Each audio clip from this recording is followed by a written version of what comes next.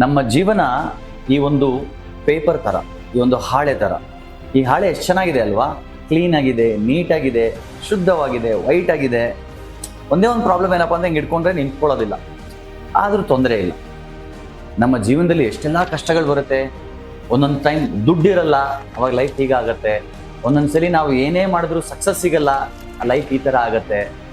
ನಾವು ತುಂಬ ಇಷ್ಟಪಡ್ತಿರೋರು, ಪ್ರೀತಿಸ್ತಿರೋರು ನಮ್ಮನ್ನು ಬಿಟ್ಟು ಹೊರಟೋಗ್ತಾರೆ, ಇನ್ನೂ ಬೇಜಾರಾಗತ್ತೆ.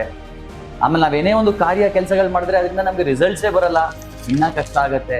ಎಕ್ಸಾಮ್ಸ್ ಓದ್ತೀವಿ, ರಿಸಲ್ಟ್ ಚೆನ್ನಾಗಿ ಬರಲ್ಲ, ಇನ್ನೂ ಕಷ್ಟ ಆಗುತ್ತೆ. ಯಾರೋ ನಮ್ಮ ಬಗ್ಗೆ ಕೆಟ್ಟದಾಗಿ ಮಾತಾಡ್ತಾರೆ, ಇನ್ನೂ ಕಷ್ಟ ಆಗುತ್ತೆ. ಗೊತ್ತಿದ್ದು ನಾವೇ ತಪ್ಪು ಮಾಡ್ತಾ ಇರ್ತೀವಿ, ಲೈಫ್ ಕಷ್ಟ ಆಗ್ತಾ ಹೋಗುತ್ತೆ. ಕೊನೆಗೆ ನಮ್ಮ ಜೀವನ ಈ ಥರ ಆಗಿದೆ ಅಂತ ನಮ್ಗೆ ಅನಿಸುತ್ತೆ. ಆದರೆ ಈ ಹಾಳೆ ಕೂಡ ಒಂದು ಸ್ಪೆಷಲ್ ಪವರ್ ಬಂದಿದೆ. ಆ ಪವರ್ ಏನು ಗೊತ್ತಾ? ನೋಡಿ, ಇದನ್ನು ಓಪನ್ ಮಾಡಿದಾಗ ನಮ್ಗೆ ಆ ಪವರ್ ಏನು ಅಂತ ಗೊತ್ತಾಗುತ್ತೆ.